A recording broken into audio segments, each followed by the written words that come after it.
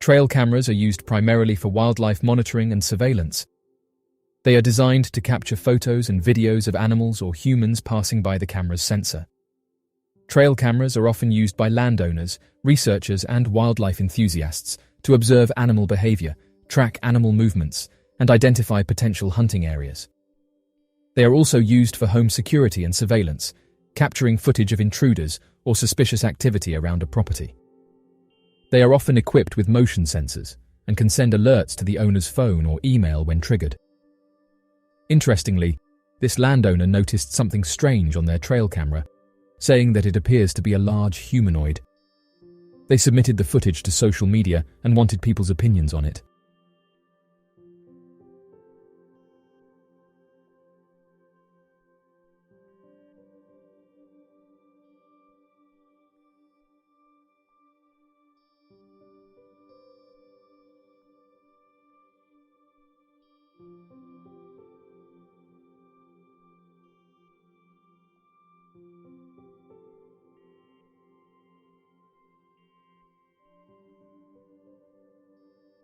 Those who saw the footage said that it looks like a large humanoid and matches typical descriptions of creatures that have been sighted throughout North America.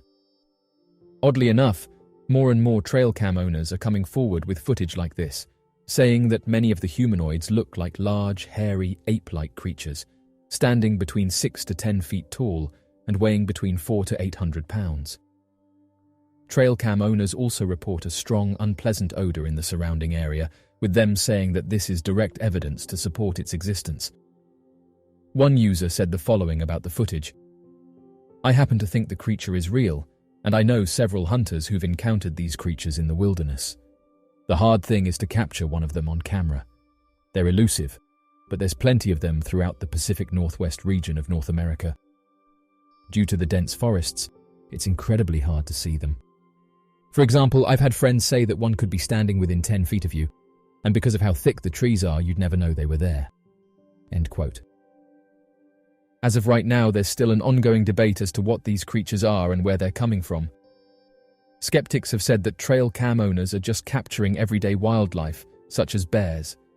But not everyone agrees with this statement, and have said that they believe there's a small community of these creatures living throughout the United States. As technology continues to develop, they believe that it's only a matter of time before high-quality footage is captured of them. All across North America are reported sightings of the Sasquatch creature, a massive bipedal humanoid giant covered in hair from head to toe and commonly encountered within or nearby the untamed woods and landscapes found all across the United States and Canada. Oddly enough, not every state or local area across North America refers to the creature as Bigfoot. More commonly, local legends will feature similar descriptions of this creature, but with slight variations in its design alongside differing names. One of these is that of the mysterious Oceana Monster. Descriptions of the Oceana Monster often overlap with typical sightings of Sasquatch-like creatures. It's commonly accepted that the Oceana Monster is a large humanoid-type creature, and so the reports of the creature are often lumped together with general Bigfoot reports made around the United States. However, the average sightings of the Oceana Monster are typically only reported around the town of Oceana, located within the state of West Virginia, and add the atypical description that the creature is different from average sightings due to its scream that has often been compared to the hideous yell of a baby crying or cats fighting. The typical descriptions of the Oceana Monster claim it to stand at a height of approximately 7 to 8 feet, covered from head to toe in long dark hair, and has the ability to jump long distances. Although witness encounters of the Oceana Monster have been few and not recent, it's believed that the Oceana Monster could have been a member of the species that traveled too close to the small town of Oceana and resided within the nearby mountainsides. The original Oceana Monster encounter. Located within the state of West Virginia, the small coal mining town of Oceana was at the center of economic devastation during the rise of the Wyoming coal mines during the late 1970s and early 1980s. This economic devastation led to a general feeling of anxiety for many of the town's residents, causing a sharp increase in reports surrounding strange sightings and otherworldly encounters, though often dismissed by the local police station. It was not until the 14th of August, back in 1978, that the reports of otherworldly encounters would be treated more seriously by the Ocean Police Department. According to the written account of Officer Patrolman Bill Pritt, he would directly have an encounter with a large humanoid-like entity, later referred to as the Oceana Monster.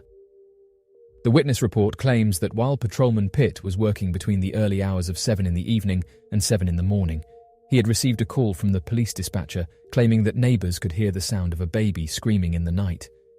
Taking the call, Officer Bill Pritt traveled to the neighborhood, located near the Oceana Town Hall, and turned onto Monroe Street, in the general direction of the call's origin.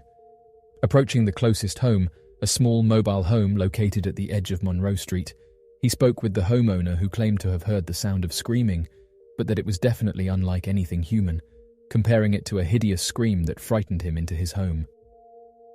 After talking to another resident of the home, who claimed that the sound of the screaming could have come from a group of wild cats fighting, the officer began searching the area for fur marks to have provided evidence for such a claim. Unable to find anything, the officer went to approach another nearby home when he suddenly heard what he described as a hideous echoing squall emanating from down the street. Immediately, Patrolman Pritt entered his police cruiser and drove down the street headed towards the Clear Fork River to investigate, believing that the screaming could have been coming from a homeless man. As the officer was driving down the street, he noticed the silhouette of a person standing underneath a streetlight at the corner of Monroe Street and Willow Avenue. Exiting his car, he called to the man who appeared to be doubled over in pain and screaming the inhuman scream. As he called to the man, he noticed the person slowly stand at full height, rising to a standing position and turning to face him.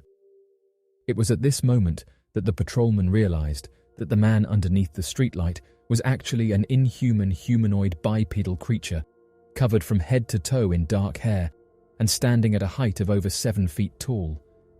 Suddenly, the creature screamed again and began running towards the officer in a menacing fashion, as if preparing to attack the officer in the middle of the street.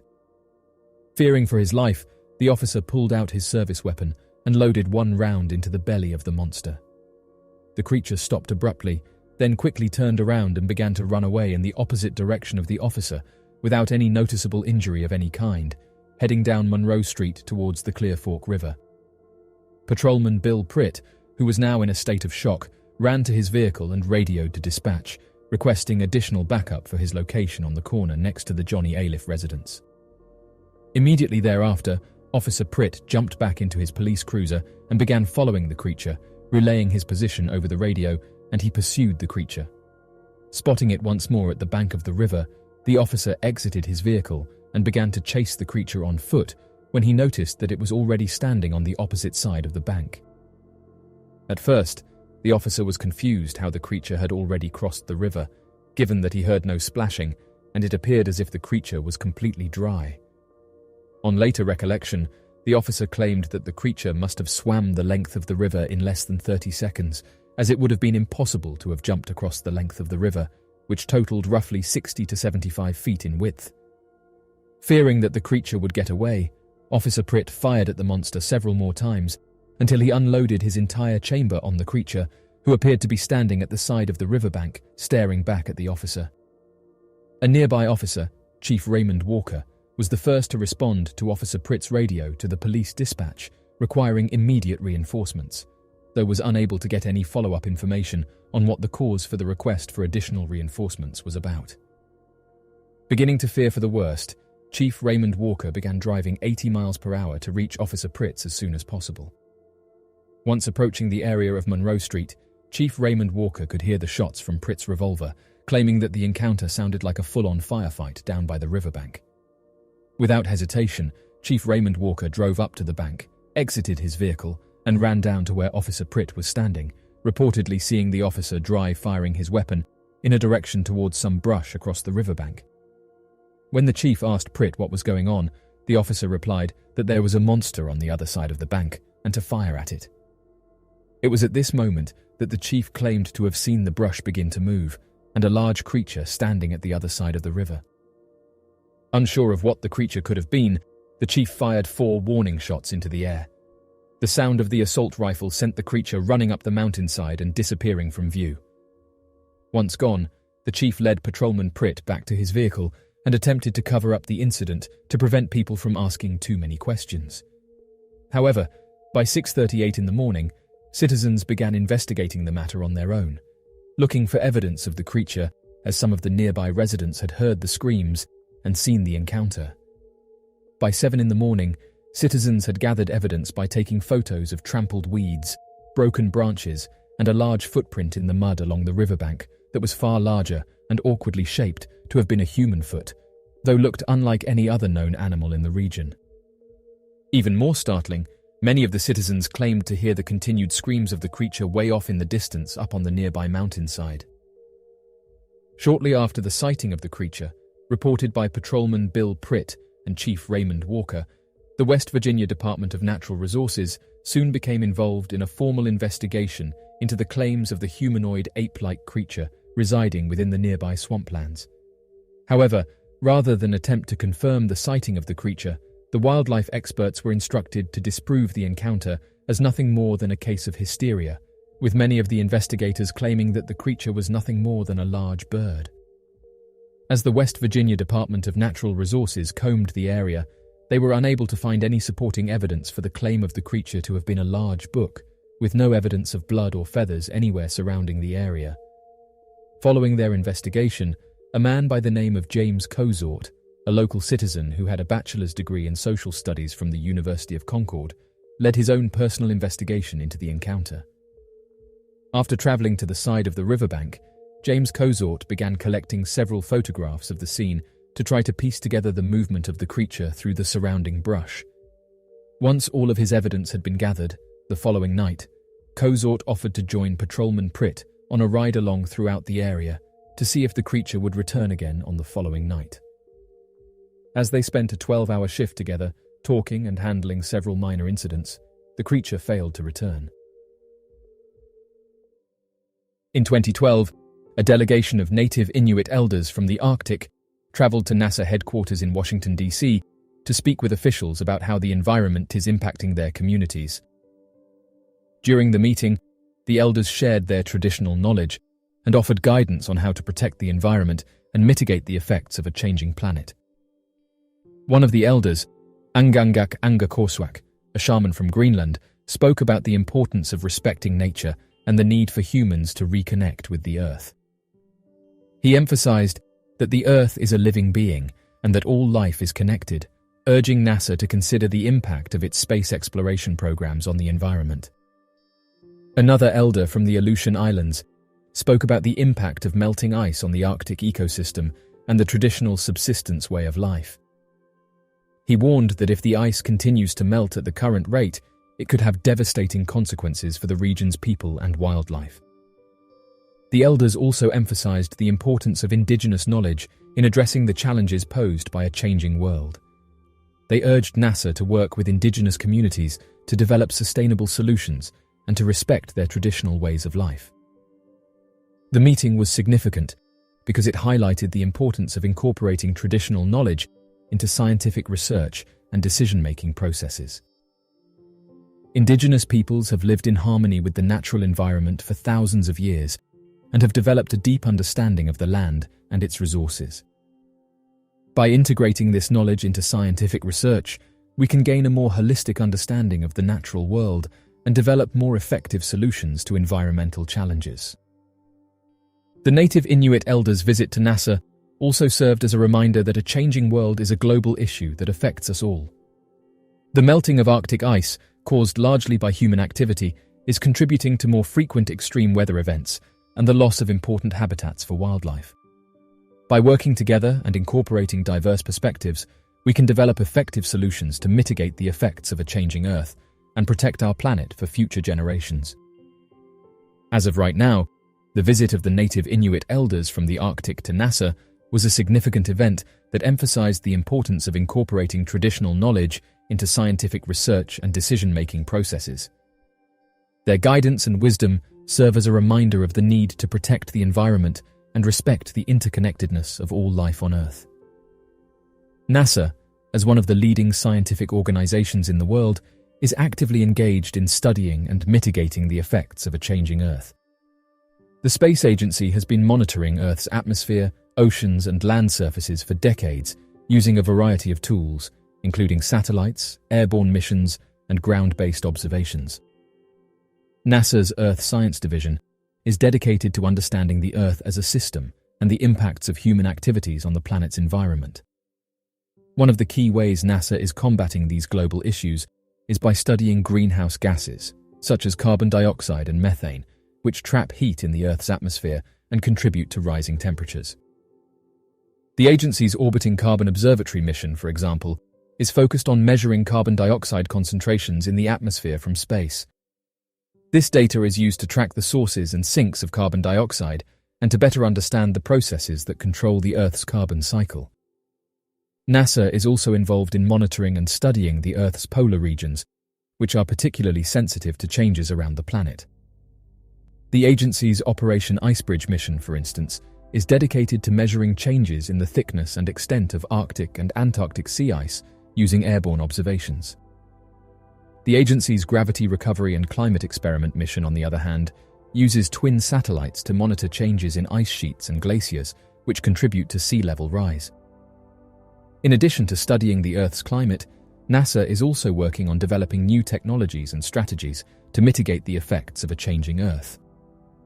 The agency's Innovative Partnerships program, for example, is focused on finding innovative solutions to environmental challenges and has revealed to scientists that the Earth is constantly changing and that these changes have a direct effect on everything across the planet.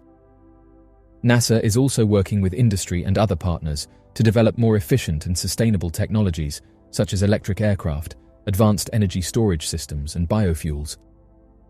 Finally, NASA is playing a leading role in international efforts to address these issues and has said that these changes are now starting to directly affect people. As of right now, NASA is taking an active and multifaceted approach to combating these changes. The agency's research, technology development, education, and international collaboration efforts are critical components in the global effort to mitigate the effects of a changing planet and to create a more sustainable future for the planet. AI system detects strange signals of unknown origin.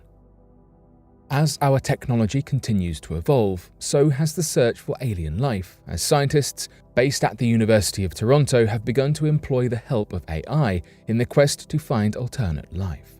An international research team has been conducting a search for extraterrestrial life in a more streamlined manner than we have seen before. Up until now, we have seen lots of work by astronomers being conducted via SETI, the Search for Extraterrestrial Intelligence.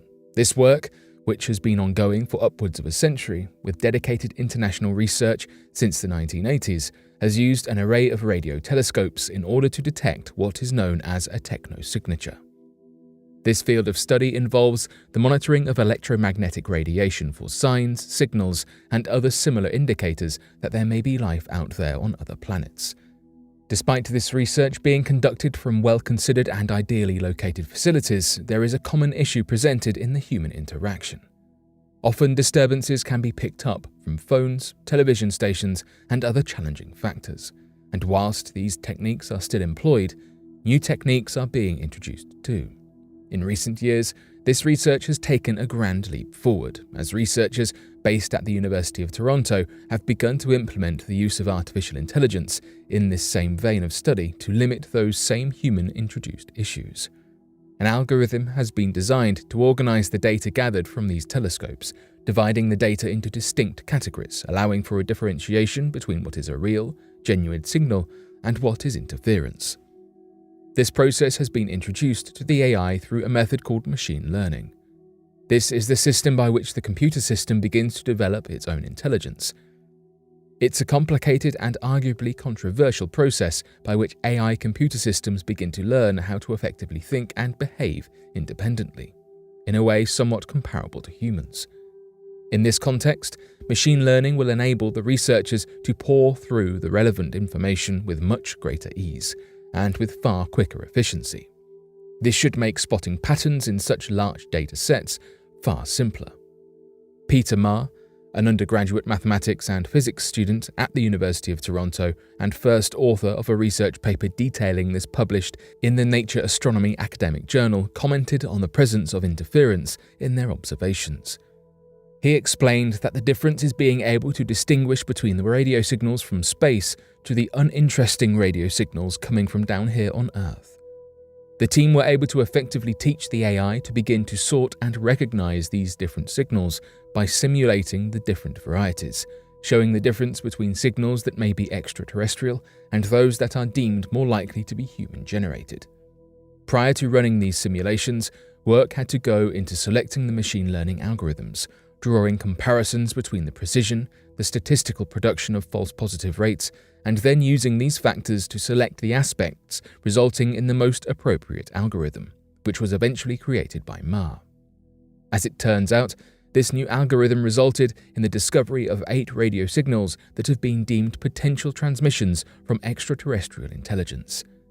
Further analysis has seen they were sourced from 5 different stars, ranging between 30 and 90 light-years away. What is most exciting, though, is that this same data has been studied before, without the use of AI, and these signals were not discovered at all. While it is certainly a possibility that these signals could be sources sent from extraterrestrial life, and they follow the anticipated format, this doesn't automatically mean that that is what is being observed. Kepler 70b is hotter than our Sun. We have several methods that we can use to track down exoplanets using varying techniques and equipment. Some of these methods include relying on radial velocity, planetary transits, gravitational microlensing, and pulsar timing. These can all get the job done and clue us in to just where we might find an exoplanet lying, though some methods are easier to use and generally more reliable, namely using planetary transits. Whilst NASA's Transiting Exoplanet Survey satellite is perhaps the main satellite doing the job, it was by no means the first technology of its kind set up to track planetary transits. Back in 2009, NASA launched the now-retired Kepler Space Telescope specifically to look for exoplanets roughly the same size as Earth.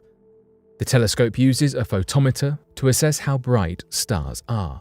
This can be helpful as when a star has regular dips in how bright it is, it can show a planet passing in front of the star in its orbit, indicating that there is indeed an exoplanet orbiting the star. Now, astronomers are able to take this research one step further and use the specific details and small changes in the light to figure out all sorts of information about the candidate planet, including the mass, the speed, the size, and the orbit. This is a useful process, and it is not foolproof as there are other occurrences that can result in the momentarily dimmed brightness of a star, such as sunspots or asteroids passing in front. Overall, the Kepler Space Telescope was a success, mapping out the location of 2,662 exoplanets during its lifetime, from 2009 until 2018. One of the systems confirmed to be found by the Kepler Space Telescope was Kepler 70b, a small planetary system. This had a subdwarf B star, Kepler 70, with 2 exoplanets, Kepler 70b and Kepler 70c, orbiting it. These exoplanets are both gas giants, not unlike Saturn or Jupiter in our own solar system. Of these 2 exoplanets, one has been discussed and spoken of much more frequently. We have tried to find conditions like Earth.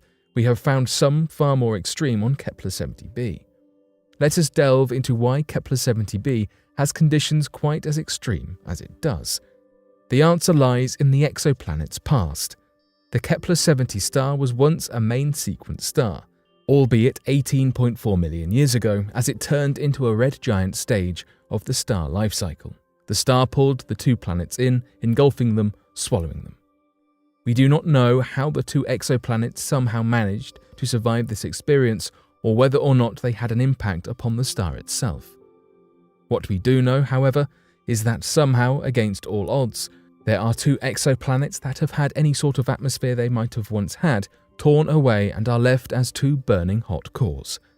The sky-high temperatures of Kepler 70b, due to the lack of atmosphere, the incredibly close distance to its host star Kepler 70, the hot conditions of Kepler 70 itself, and its orbit taking just 345 minutes compared to Earth's 365 days, all make it clear that there is not likely life lurking on this exoplanet.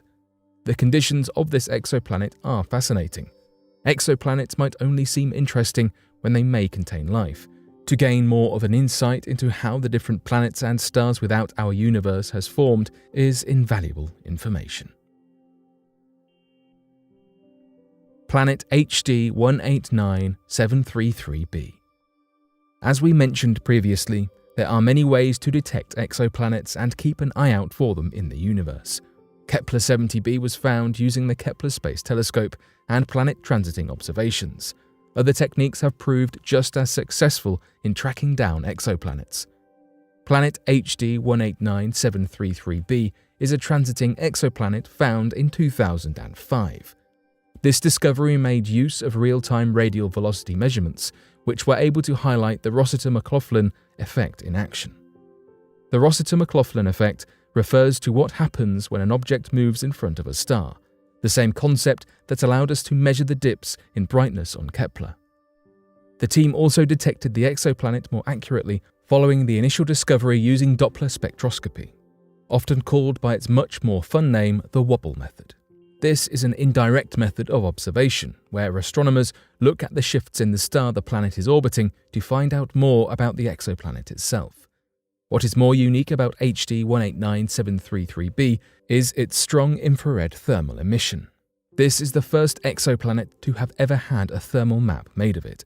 Additionally, this is the first planet to have had its color confirmed by two different techniques, with the blue hue being confirmed in 2013.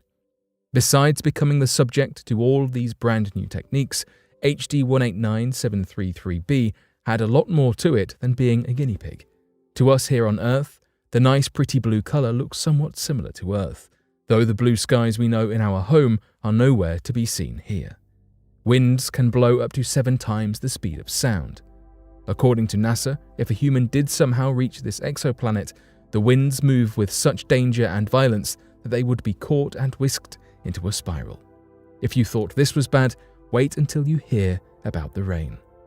NASA has some extreme imagery, describing this as death by 1,000 cuts. The rain is practically made of glass, and these harsh conditions would not let anyone out alive. The pretty blue colour here on Earth comes from a reflection of our gorgeous tropical oceans. On HD 189733b, it is from the silicate heavy clouds in a dangerous atmosphere. The more research we do, the scarier places we find and unravel. Stars may be forming 10 times faster than first thought. Whilst we do know a fair bit about the complicated life cycle of a star, whether it becomes a supernova, a white dwarf, or one of plenty of other options, there is still a great deal of mystery, especially right at the start. We know that the initial time it takes for the star to begin to form, the gestation period, can be incredibly long, taking up to millions of years, but research published in early 2022 has revealed that this process could be happening at a much quicker pace than previously thought. A research team based in China used the 500-meter aperture spherical telescope, also known as FAST, to observe the inside of a molecular cloud. A molecular cloud is rich in gas and dust, meaning that stars are able to form within them. These wispy clouds have low temperatures and high densities, meaning that if a star is being formed, it must occur within a molecular cloud. The particular cloud observed by this team of astronomers was LINS 1544, a giant gas cloud just 450 light-years away, found within the Taurus constellation. Some scientists have begun to speculate that a star may be just about to be produced at this cloud. It has become a fascinating point of observation. Studying the very start of a star is incredibly useful information, and it begins with knowing about the molecular clouds. As we mentioned previously, the high densities and low temperatures form the perfect environment for the stars. The clouds are pulled together by gravity, bringing the hydrogen gas close, meaning a pre-stellar core can be formed. The densities of these cores are so high that they often collapse, folding in on themselves and starting a nuclear fusion process. The The magnetic forces then hold the matter still, slowing the process down significantly. After the gas cloud, the star evolves into a stellar embryo, an incredibly slow portion of the process, helped along by the gravity and magnetic forces already in the process. The strange part is that in LINS 1544, this slow process that we know can take so long did not happen.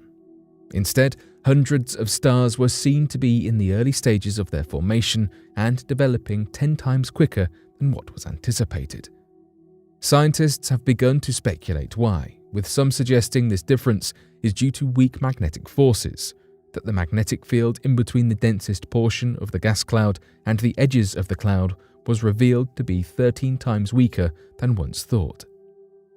FAST, the telescope making these observations, is only able to measure the middle region of the cloud, which, whilst this does contain one of the most significant portions of information, plenty more aspects are also incredibly useful. Is there a missing or less accurate piece of the puzzle that, if we found, could clear up this picture? If we can observe similar patterns in the magnetic fields of other gas clouds, then this research would have a significant impact upon how we view star formation and the pace of this process.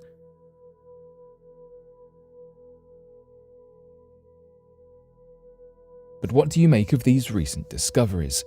Be sure to let us know your thoughts in the comment section below and help us grow this community while working to solve these unexplained mysteries. Thank you for watching, and don't forget to subscribe for more videos.